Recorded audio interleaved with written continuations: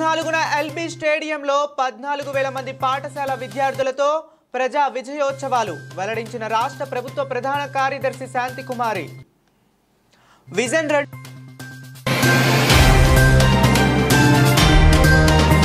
2047 లక్ష్యాల సాధనకు తీసుకోవాల్సిన చర్యలపై పారిశ్రామిక దిగ్గజాలతో భేటీ అయిన ముఖ్యమంత్రి చంద్రబాబు నాయుడు.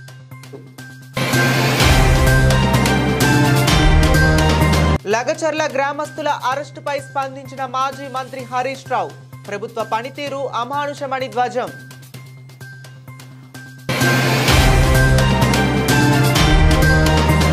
మంత్రి లోకేష్ కృషితో రాష్ట్రానికి మరో భారీ పెట్టుబడి. 65,000 కోట్ల పెట్టుబడులకు రిలయన్స్ ఎనర్జీ సంసిద్ధత.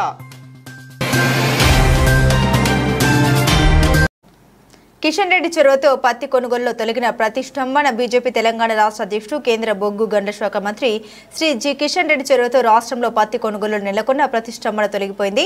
తెలంగాణలో పత్తి కొనుగోలుకు లైన్ క్లియర్ అయింది. తెలంగాణలో పత్తి కొనుగోలు నిలిచిపోయిన నేపథ్యంలో కిషన్ రెడ్డి కేంద్ర జౌళి శాఖ మంత్రి శ్రీ గిరిరాజ్ సింగ్ తో మాట్లాడి పరిస్థితిని వారికి వివరించి రైతులను ఆదుకోవాలని కోరారు.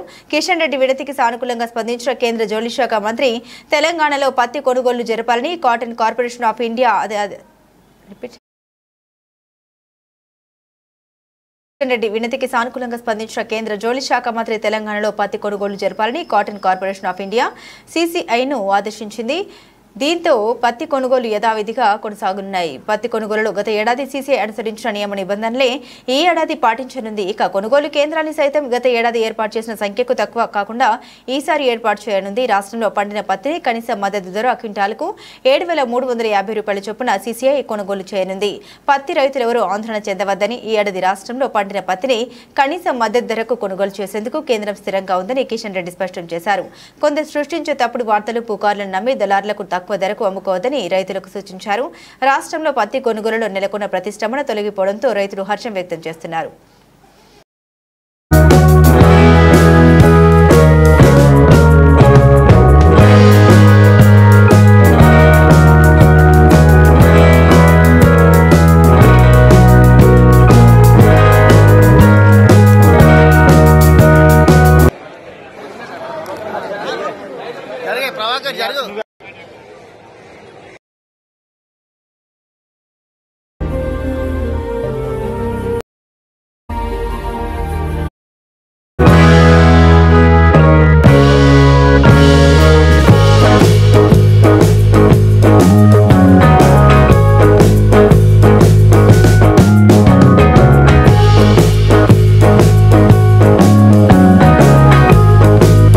మధ్య రైల్వే ప్రయాణికుల ప్రయాణ అవసరాలను తీర్చడానికి మరియు రద్దీకి అనుగుణంగా పండుగల సీజన్లో ప్రయాణికుల అదనపు రద్దీని సమర్థవంతంగా నిర్వహించడానికి అత్యధిక ప్రాధాన్యతనిస్తుంది.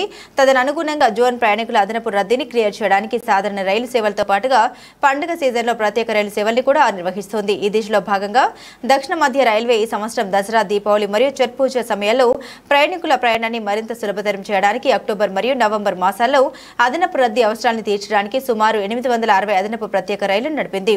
ఇది మునుపటి సంవత్సరం ఇదే కాలంలో నడపబడిన 626 ప్రత్యేక రైళ్లతో పోలిస్తే 37% అధికం. దసరా, దీపావళి మరియు ఛట్ పూజల పండుగల సీజన్ దృష్ట్యా అధిక సంఖ్యలో ప్రయాణికులు పశ్చిమ బెంగాల్, ఒరిస్సా, జార్ఖండ్, బీహార్ మొదలైన తూర్పు రాష్ట్రాలకు మరియు ఉత్తరప్రదేశ్, హర్యానా, ఢిల్లీ మొదలైన ఉత్తర రాష్ట్రాలకు ప్రయాణిస్తారు. దీని ప్రకారం ప్రయాణికుల అవసరాలకు తగ్గట్టుగా దక్షిణ మధ్య రైల్వేలోని సికింద్రాబాద్, హైదరాబాద్, కాచిగూడ వంటి మొదలైన ప్రధాన స్టేషన్ల నుండి షాలిమార్, రక్సాల్, జైపూర్, లాఘర్, హిజార్, గోరఖ్పూర్, షిరిడి, ధానాపూర్, నిజాముద్దీన్, కటక్, అగర్తల, సంత్రగచ్చి మొదలైన ఇతర రాష్ట్రాల్లోని స్టేషన్లకు అధిక సంఖ్యలో ప్రత్యేక రైలు సేవలు నిర్వహించబడ్డాయి. మధురై, ఈరోడ్, నాగర్కోయిల్, కొల్లాం, బెంగళూరు, పన్వేల్, దాదర్ మొదలైన వంటి ఇతర డిమాండ్ గల గమ్యస్థానానికి కూడా ప్రత్యేక రైళ్లు నడపబడ్డాయి.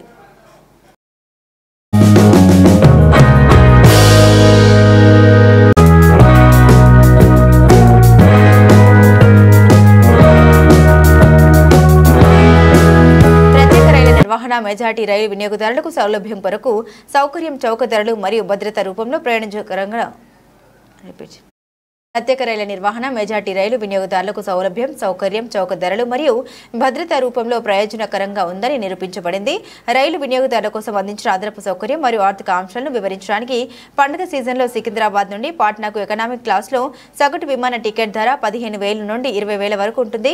ప్రత్యేక రైలులో 3వ ఏసీ తరగతికి టికెట్ ధర 2,300 మాత్రమే. హైదరాబాద్ నుండి ఢిల్లీకి ఎకనామిక్ క్లాస్లో సగటు విమాన టికెట్ ధర 7,000 నుండి 12,000 వరకు ఉండగా ప్రత్యేక రైలులో 3వ ఏసీ తరగతికి టికెట్ ధర 2,100 రిపీట్. ప్రత్యేకలో 3వ ఏసీ తరగతికి టికెట్ ధర 2,145 మాత్రమే. అదేవిధంగా ఈ కాలంలో పాట్నా వంటి దూర ప్రాంతాలకు రోడ్డు రవాణా కూడా ఖర్చుతో కూడుకున్నది మరియు ప్రయాసతో కూడుకుంది. హైదరాబాద్ నుండి పాట్నాకు 4,000 నుండి 5,000 వరకు టికెట్ ధర మరియు నాగ్పూర్ నుండి ఇతర రవాణా సాధనాలకు మారడం ద్వారా సుమారు 40 గంటల ప్రయాణం అయ్యేది.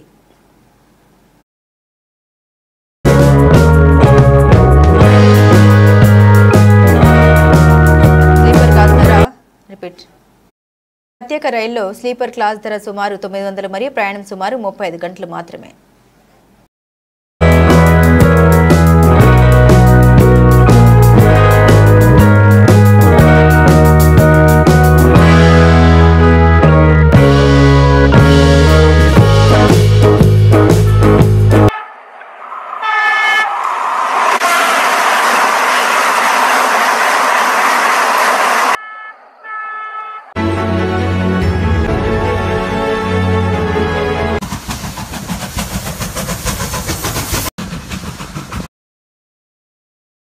మహారాష్ట్ర రాజధాని ముంబైలో ఎన్నికల ప్రచారం సందర్భంగా నిర్వహించిన ప్రెస్ కాన్ఫరెన్స్ లో కేంద్ర మంత్రి బీజేపీ తెలంగాణ అధ్యక్షుడు శ్రీ జి కిషన్ రెడ్డి మాట్లాడారు. తెలంగాణలో ఏడాదిగా ప్రభుత్వం నడుపుతున్న కాంగ్రెస్ పార్టీ పచ్చి అబద్దాలతో నిత్యం ప్రజల్ని మోసం చేస్తూ ప్రభుత్వాన్ని నడుపుతోంది.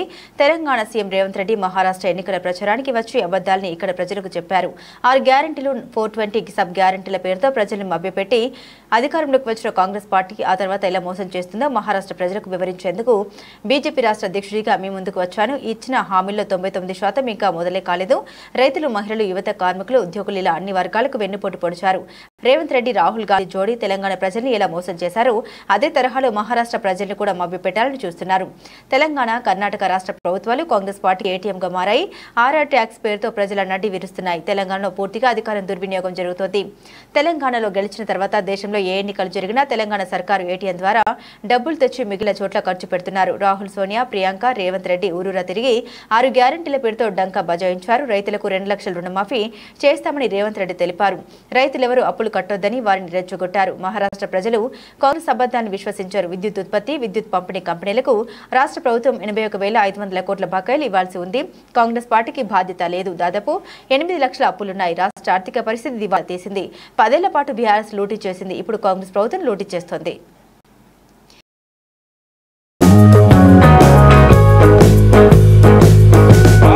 శాఖకు వారు రాష్ట్రీయ స్వయం సేవక్ సంఘకు అనేక రకాల మరి ఆ రోజు నక్సలైట్ పేల్చారంటే చాలా అద్భుతంగా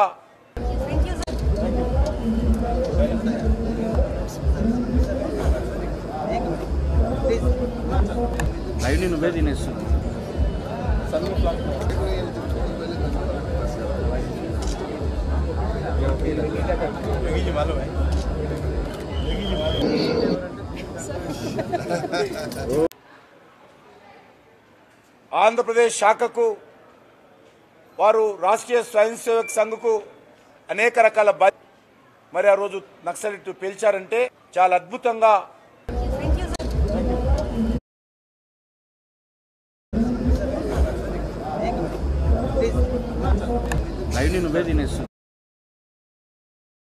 రాష్ట్రంలో పరిపాలన వైఫల్యం, శాంతి భద్రత వైఫల్యానికి తాజా ఉదాహరణ ఇవాళ రేవంత్ రెడ్డి స్వంత నియోజకవర్గం కొడంగల్. ఏకంగా జిల్లా కలెక్టర్ మీదనే తిరగబడ్డ రైతులు. ముఖ్యమంత్రి మూర్ఖత్వం వల్ల అధికారులు దెబ్బలు తినాల్సి రావడం దురదృష్టకరం. నిజానికి రేవంత్ రెడ్డి దురాశ వల్ల, అవగాహన రాహిత్యం వల్లనే ఈ దుస్థితి దాపురించింది. భూసేకరణ పూర్తయి అన్ని అనుమతులు వచ్చి ప్రారంభానికి సిద్ధంగా ఉన్న ఫార్మాసిటీని రద్దు చేసి రాష్ట్రంలో 10 చోట్ల ఫార్మా క్లస్టర్లు పెట్టాలనే తుగ్లక్ ఆలోచన వల్లే ఇంత అలజడి రేగింది. ఫార్మాసిటీ కోసం సేకరించిన భూములు అమ్ముకొని సొమ్ము చేసుకుందామన్న రేవంత్ బుద్ధి వల్ల ఇప్పుడు ఇక్కడ ఫార్మాసిటీ భవితవ్యం ప్రమాదంలో పడింది. అక్కడ కొడంగల్లో అన్నదాతల భూములు గుంజుకునే కుట్ర మొదలైంది. రాష్ట్రంలో అన్ని వర్గాల ప్రజల్లో పెరుగుతున్న అసంతృప్తి, ఆగ్రహం చాలా చోట్ల కట్టలు తెంచుకుంటుంది. అది ఈ అసమర్థ కాంగ్రెస్ ప్రభుత్వాన్ని త్వరలోనే భూస్థాపితం చేయనుందన్నారు.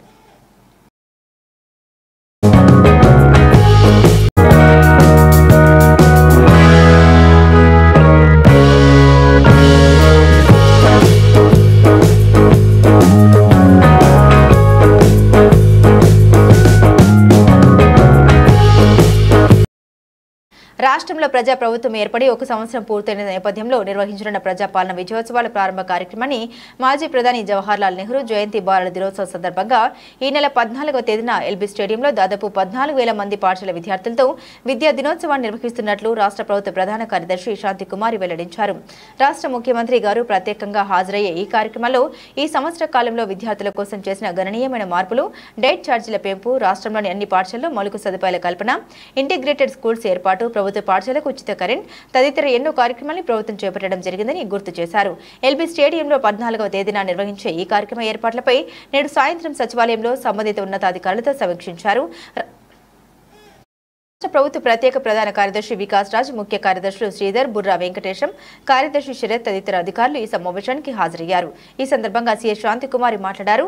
రాష్ట్ర ప్రభుత్వ పాలన 1 సంవత్సరం పూర్తయిన సందర్భంగా ఈ నెల 14వ తేదీ నుండి డిసెంబర్ 9వ తేదీ వరకు 26 రోజుల పాటు రాష్ట్ర వ్యాప్తంగా పెద్ద ఎత్తున ప్రజా విజయోత్సవాలు నిర్వహించాలని రాష్ట్ర ముఖ్యమంత్రి ఆదేశించిన విషయాన్ని గుర్తు చేశారు. ఈ కార్యక్రమంలో రాష్ట్రంలోని ప్రతి జిల్లా నుండి విద్యార్థులు హాజరవుతారని అన్నారు. ఎల్బీ స్టేడియంలో మధ్యాహ్నం నిర్వహించే ఈ కార్యక్రమానికి ఎండ వానకు విద్యార్థులు ఇబ్బంది పడకుండా షామియానాలు, నిరంతర విద్యుత్ సరఫరా, హాజరయ్యే విద్యార్థులకు కనీస సౌకర్యాల కల్పన, సాంస్కృతిక కార్యక్రమాల నిర్వహణకు ప్రత్యేక వేదిక నిర్మాణం తదితర ఏర్పాట్లను చేపట్టాలని పేర్కొన్నారు.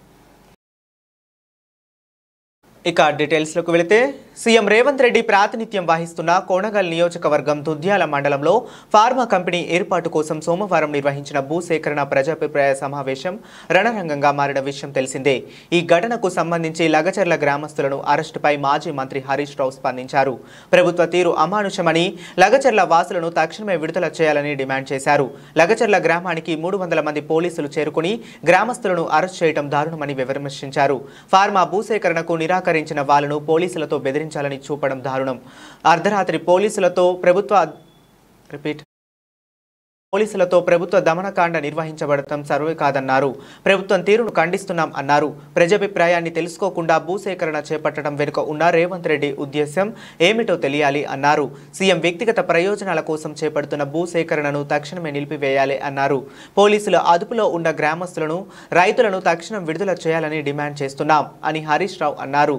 ఈ మేరకు ఆయన ఎక్స్ వేదికగా స్పందించారు. కాగా ఫార్మా కంపెనీకి భూసేకరణ విషయమై రైతులతో మాట్లాడేందుకు వికారాబాద్ జిల్లా కలెక్టర్, అదనపు కలెక్టర్తో పాటు ఇతర అధికారులు సోమవారం ప్రయత్నించారు. తమ వాహనాలు దిగి సమావేశం జరిగిన స్థలానికి వెళ్లారు. అధికారులకు వ్యతిరేకంగా గో బ్యాక్, డౌన్ డౌన్ అంటూ రైతులు నినాదాలు చేశారు.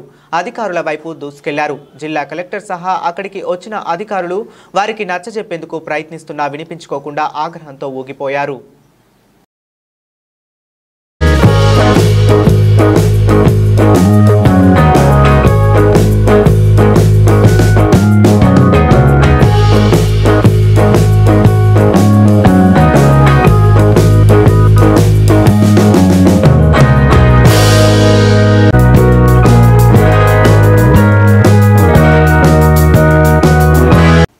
ఫీట్లకు సంగారెడ్డి పట్టణంలోని అల్విన్ బైపాస్ రోడ్డును విస్తరించడానికి 12 కోట్లను టీపీసీసీ వర్కింగ్ ప్రెసిడెంట్, మాజీ ఎమ్మెల్యే జగ్గారెడ్డి విడుదల చేయించారు. ఐబీ గెస్ట్ హౌస్ నుండి నేషనల్ హైవే సమీపంలో గుర్రపు బొమ్మ వరకు 2.5 కిలోమీటర్లు ఈ రహదారిని విస్తరించే క్రమంలో మంగళవారం జగ్గారెడ్డి సమీక్షించారు. మున్సిపల్, ఆర్ఎండ్బి, ఎలక్ట్రిసిటీ, హెచ్ఎండిఏ అధికారులతో కలిసి బైపాస్ రోడ్డులో పర్యటించారు. రోడ్డులోని మధ్యలో సింగిల్ పోస్ట్తో డివైడర్ ఏర్పాటు చేయాలని, రోడ్డు మధ్యలో సింగిల్ స్టోన్తో డివైడర్ ఏర్పాటు చేయాలని, ప్రజలు, వ్యాపారులకు ఇబ్బందులు కలగకుండా ప్రజలను చేపట్టాలని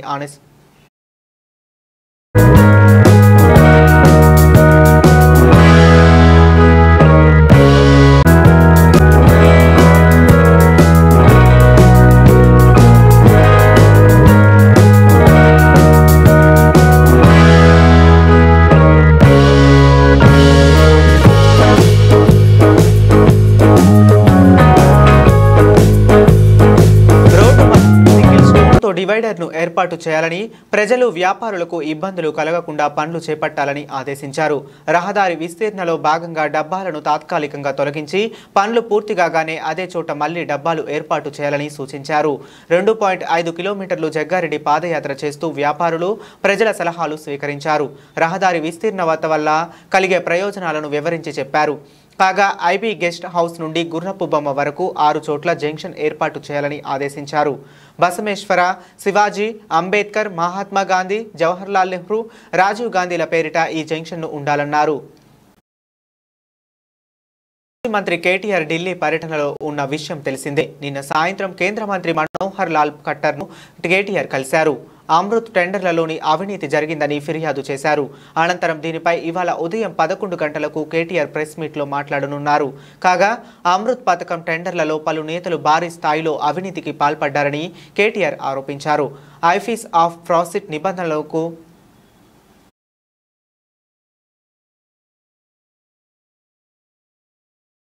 సభ్యులకే కంపెనీకి 1137 కోట్లు విలువ చేసే పనులను అప్పగించారని కేటీఆర్ ఆగ్రహం వ్యక్తం చేశారు. ఆఫీస్ ఆఫ్ ప్రాఫిట్ అనే నిబంధనను ఉల్లంఘించిన వారు ఎంతటి వారైనా వారిపై వేటు వేయవచ్చని కేటీఆర్ తెలిపారు. దీనిపై సంబంధించిన పలు కేసులను కూడా ఆయన వెల్లడించారు.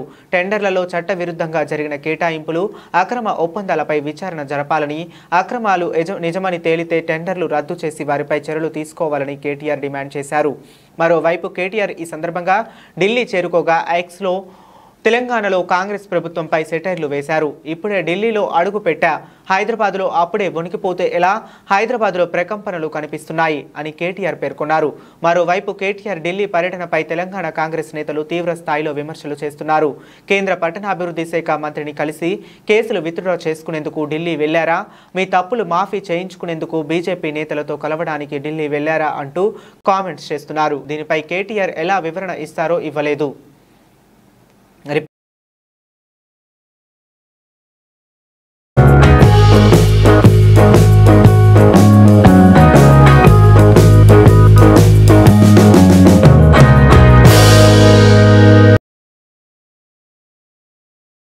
సిద్దిపేట జిల్లా హుస్నాబాద్ నియోజకవర్గ ఎమ్మెల్యే క్యాంప్ ఆఫీసులో ప్రజల సంక్షేమం, రాష్ట్ర ప్రజలు ఆయురారోగ్యాలతో పాడి పంటలతో సంతోషంగా ఉండాలని రవాణా మరియు బీసీ సంక్షేమ శాఖ మంత్రి పొన్నం ప్రభాకర్ దంపతులు కుటుంబ సభ్యుల సత్యనారాయణ వ్రతం పూజా కార్యక్రమాల్లో పాల్గొన్న హుస్నాబాద్ నియోజకవర్గ ప్రజలు.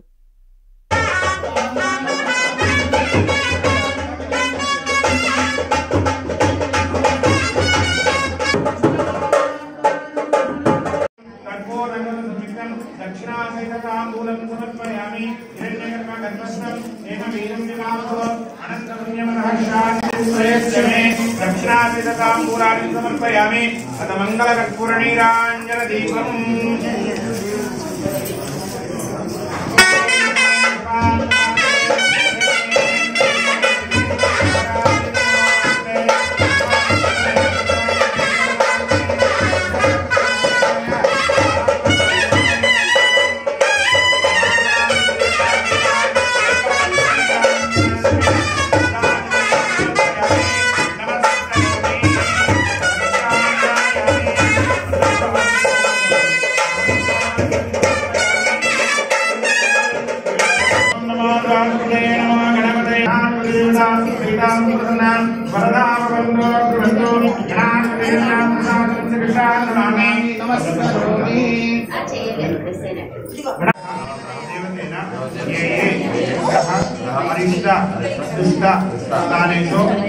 स्थानेषु स्थितां तेषां ग्रहाणाम् अत्यन्त अनुकूलता शुभ एकादश फल व्याप्त्यर्थं श्री रमासहित सत्यनारायण स्वामी व्रतकथा क्रमेण यदान शक्तेन आदित्यादि नवग्रह देवता पूजां च करिष्ये आदित्याय च सोमाय मंगलाय शनिभ्यश्च राहवे केतवे नमः।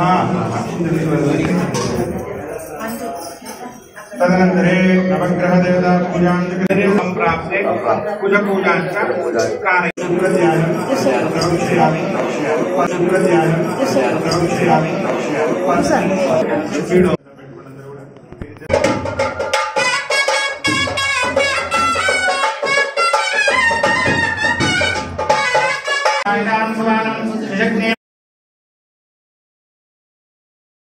చిత్తూరు జిల్లా కుప్పం శాంతిపురం మండలంలోని పాలరు బ్రిడ్జి వద్ద అక్రమంగా 2 ట్రాక్టర్లతో ఇసుక తరలిస్తున్న వైనం. ఈ విషయం తెలియడంతో అటవీ శాఖ అధికారులు 2 ట్రాక్టర్లకు కేవలం 12,000 చొప్పున జరిమానా విధించారు. పట్టుబడిన ట్రాక్టర్లకు ఎటువంటి దస్త్రాలు లేకపోయినా వదిలేసిన